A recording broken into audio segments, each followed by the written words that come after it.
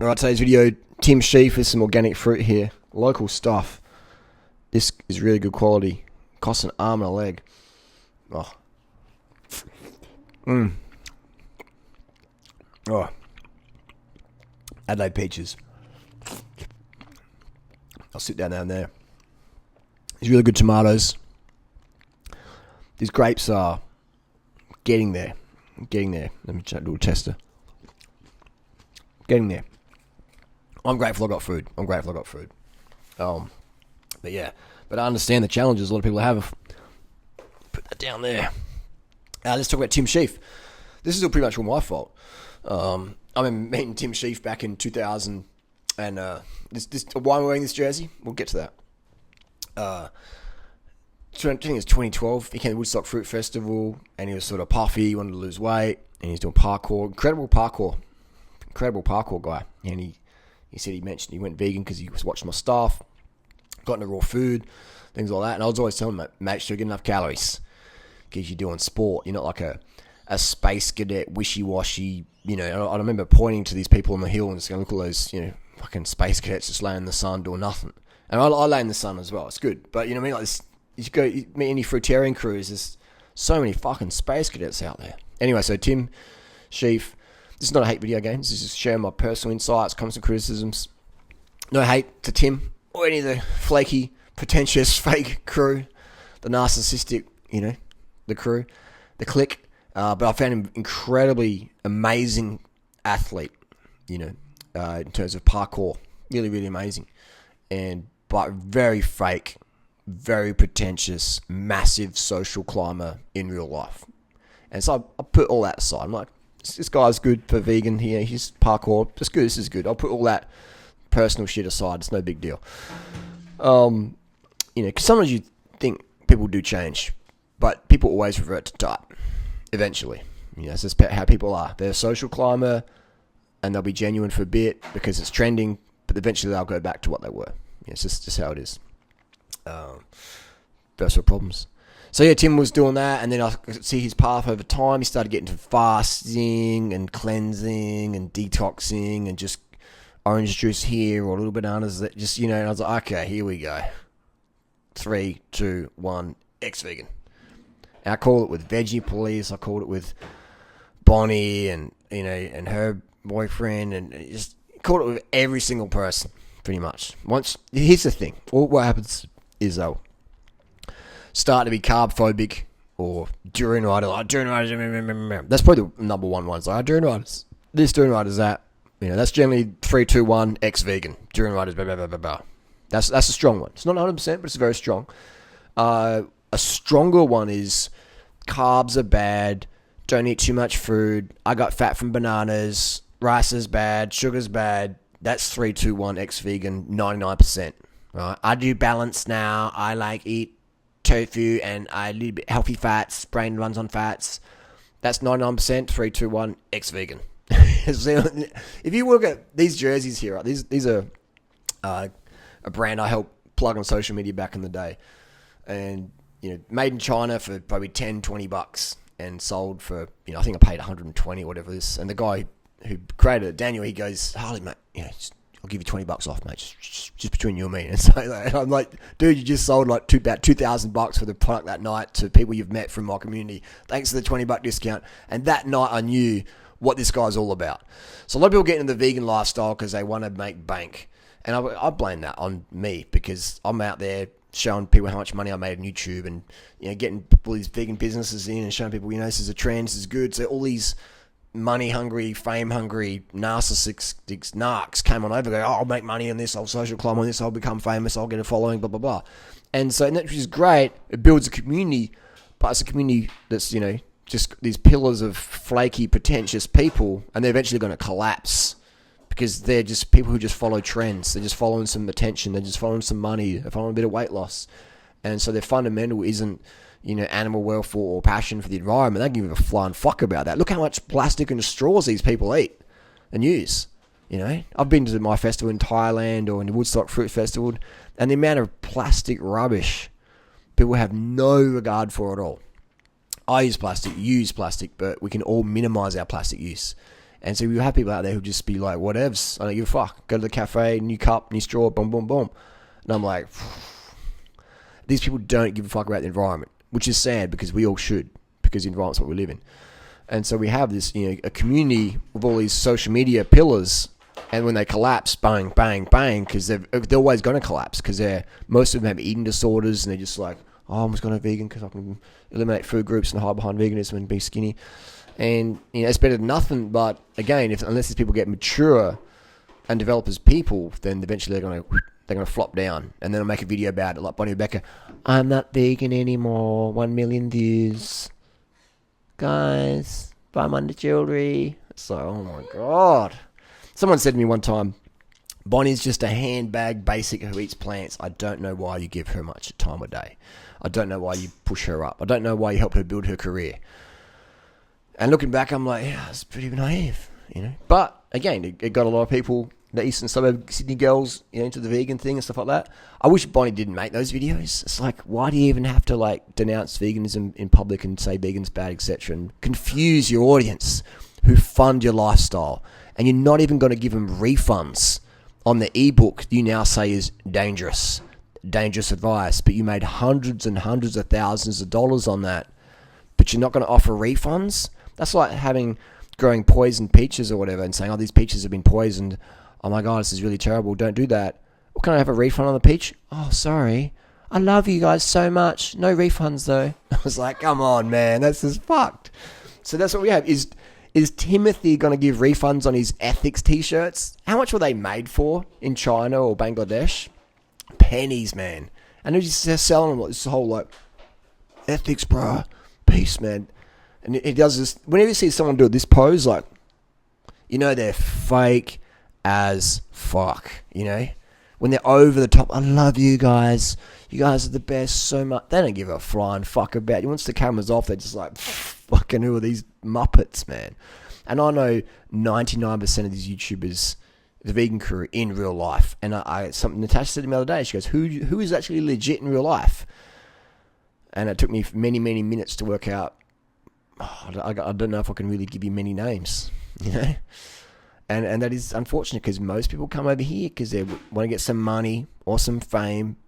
And that is good. That's where we live in. But if that's all you want, then you're going to flop real quick once you see another trend. You go, I could maybe get some more likes if I do this video, or I can sell this product, or I can, it's just people just chasing the coin. So it would be cool for Detox to pull all the money out of the vegan community and see who is left standing. Right? You see people just be like, all right, see you later. I'm going to go do something else now. I was just here for the money. It's just like if you're, a hot chick and a guy thinks he's going to get some puss, and then, he's just some random dude, and you say, nah. And he's like, oh, I'll go for your friend then. Then you know what the intention was all about. Just like if you're got some social media fame and people are like, oh, I'm going to hang out with the person, I'll get a shout out. And you're like, nah, I'm not doing that. And then they're like, oh, okay. And then just like bail. You know what they're all about, or they're all along. Same, or if you got money or whatever, Watch the movie Falling Down. Remember the guys walking through the park in LA, and the guy's like, hey man, can you give me some food, give me some money, give me something. It's been all nicey, and when the guy says, nah, I can't, mate, he just throws the apple at him and shit. This is very real life. Anyway, so Tim Shieff did the fasting, did the juice fasting, did the flat earth theory. Whenever you hear someone mention flat earth, it's like 3, 2, 1, ex-vegan. All the flat earthers who disagree with me, guys, donate to me. Build me up a flat earth bike. Actually, no, donate to me. Donate to yourselves. Organize a group. Send me to the edge of the flat earth. Build me up a special flat earth bike.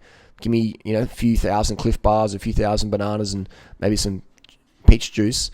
And I'll ride to the edge of the flat earth. And have a prize money. All right? Don't give me money until I've actually done the work.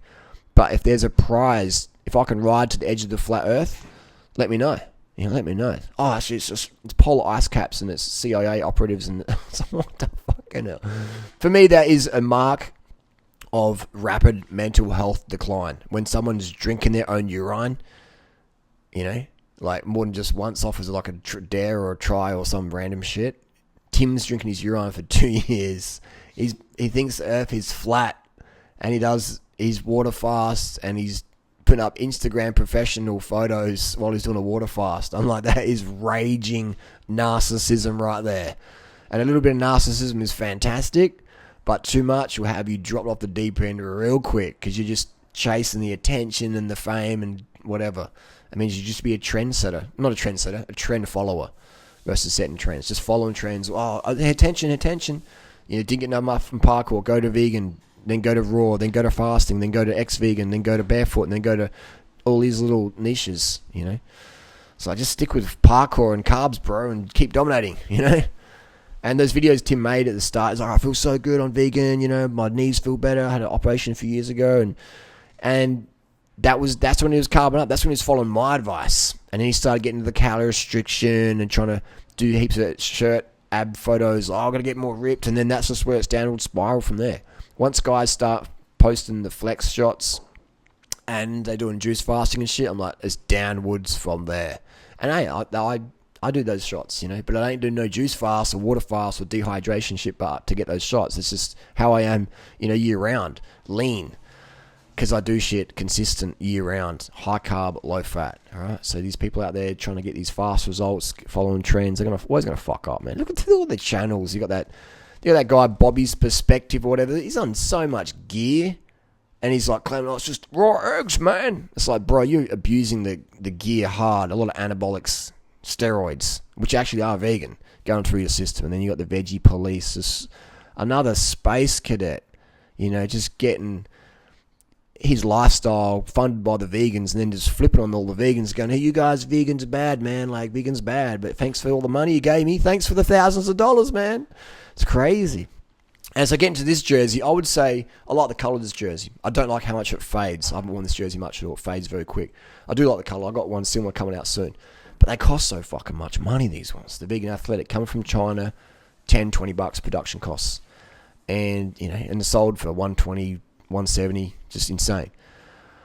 But again, it's the people who bought this jersey. It's not a big vegan logo. Like, where's my logo? You see my logo on my jerseys? It's huge. You know, loud and proud.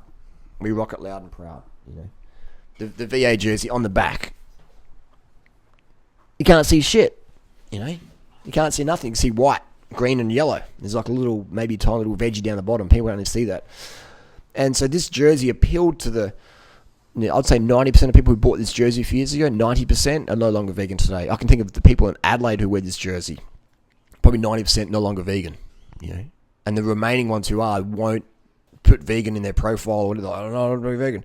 They're just trend followers with eating disorders. 1 meal a day, lots of coffee, and you know, they just follow trends. And it doesn't really matter if the trend doesn't make any sense. They just go whatever's popular in that moment in their little bubble. And so it's very, very, very sad to see that, because then the environment suffers, the animals suffer, you suffer, I suffer, you know, it's like pollution increase, it's just all this craziness, and humans, we're just so dumb like that, we're just so driven by our own ego.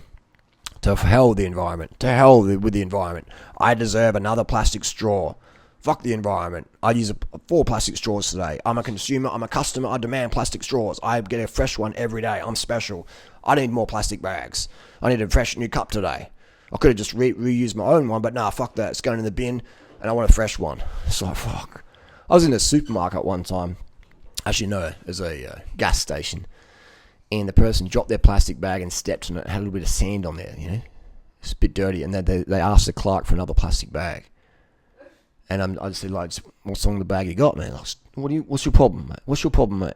You know? There could have been a fight over the plastic bag, and I just sort of let it slide a bit. Probably now I wouldn't have let it slide, but back then I did. You know, just our egos destroying the environment. I got a pimple here. I got to eat animals. I've still got pimples though. You know what I mean? It's like, you got a zit? Fucking big deal. If a zit is the worst thing in your life, you're doing really fucking good. You're doing real good. And if you hang around people who judge you because you got a zit or whatever, that's what happened to Tim.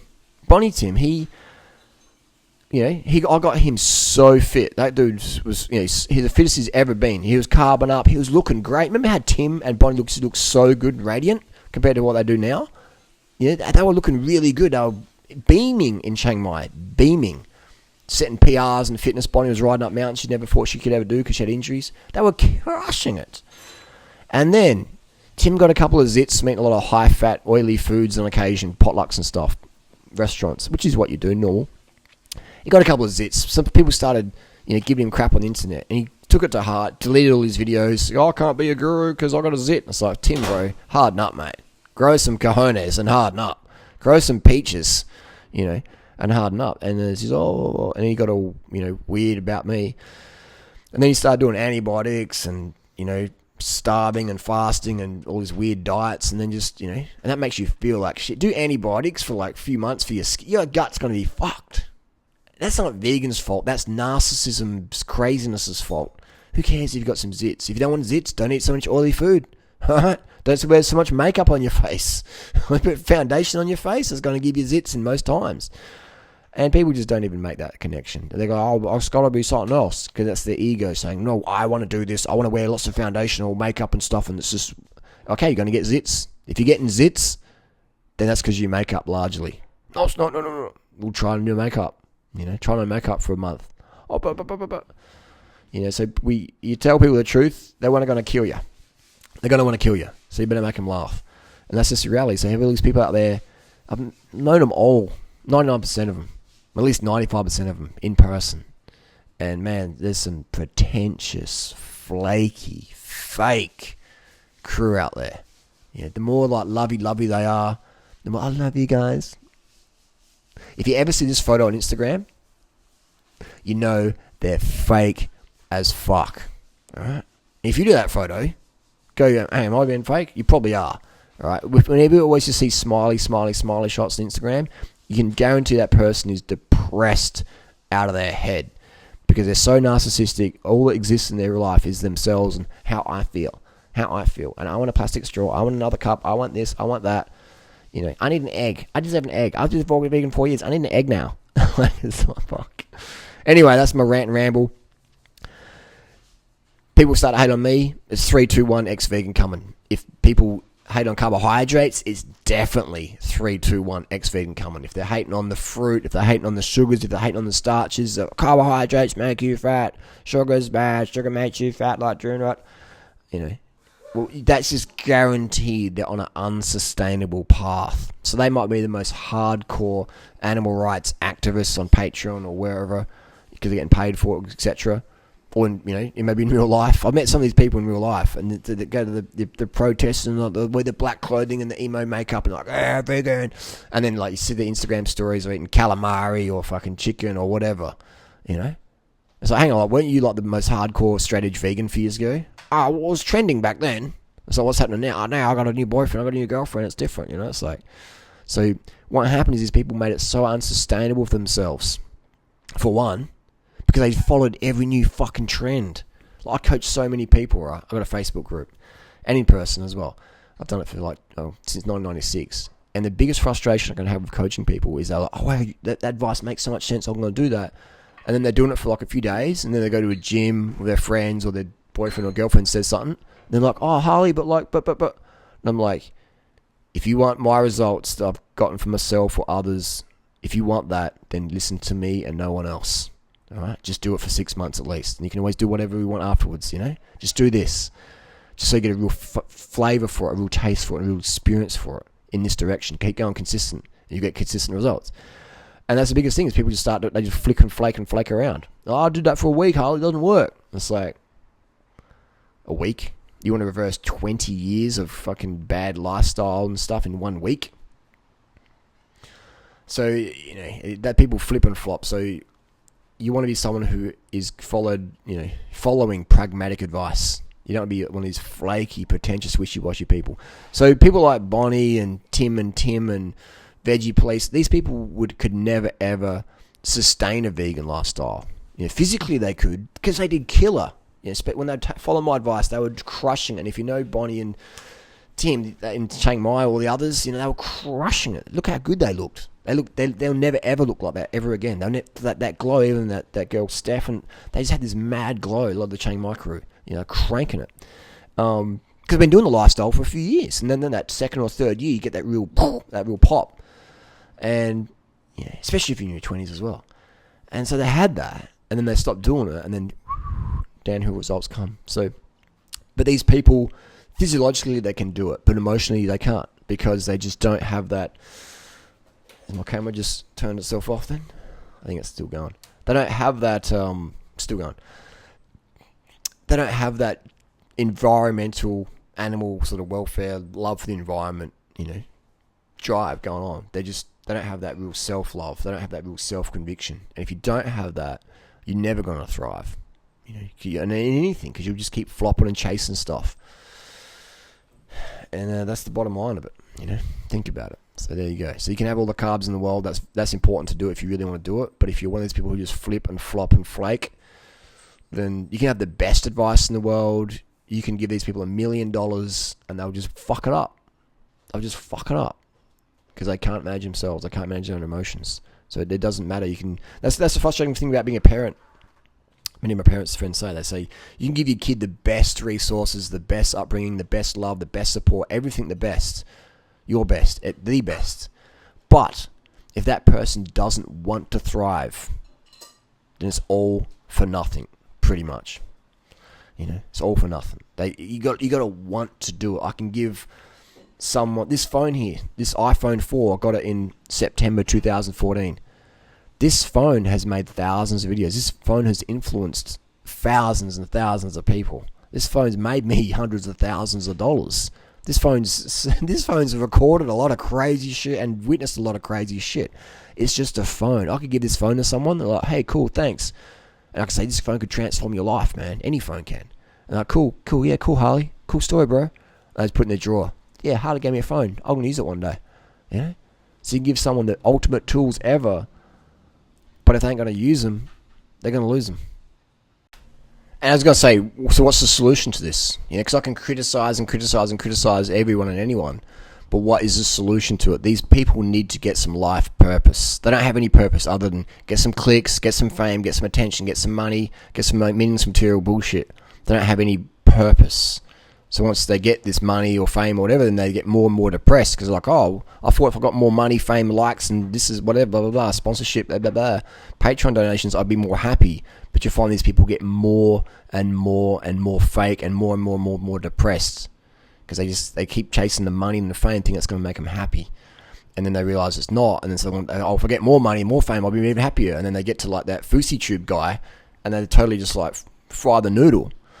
These people have no life purpose outside of fame and money. And fame and money are fun and cool, and I can speak from personal experience, but they don't give you that real deep, satiating satisfaction that life purpose does. My life purpose is helping animals, helping the planet, helping the environment. I get a buzz out of fucking picking up trash or taking trash to recycling or whatever.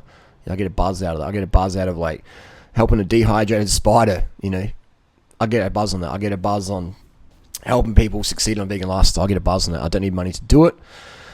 I get a buzz on it. I could find $1,000 on the side of the road today because I live so first world awesomeness. I could find $1,000 on the side of the road today. I'd be like, oh, that's fucking cool, man. That's just hilarious. $1,000, and it'd be very, very fleeting and very, very short. I could get 1 million views on a video that could go viral, and I could go, oh, that's cool. That's fun. It's good. That's glad a lot of people saw that. But I would rather have 1,000 views on a video about veganism. People are like, wow, that makes sense. I'm going to do that. That's really good. That would give me a great sense of satisfaction. I would rather have that than any sort of money or fame. And I've had both, and I can tell you what's satiating at a deep level, and this whole chasing money and fame thing that people do. Social media breeds it up. And I see massive depression, and we're going to see major psychological disorders and new clinical diagnoses in the future from social media. And we see it already. How many famous YouTubers, you can see in their eyes how empty they get, and the issues they always talk about, and how depressed they look, and how more fake and more shiny and more makeup they wear, and better lighting and a better camera and a better car and a better house and a hotter blah blah blah blah blah. And you see it. You see that deep depression running in because all they give a fuck about is the money, material, and fame. And that eats them up inside. So these people need to find some purpose. And for me, a good way to find purpose is eliminate daily distractions.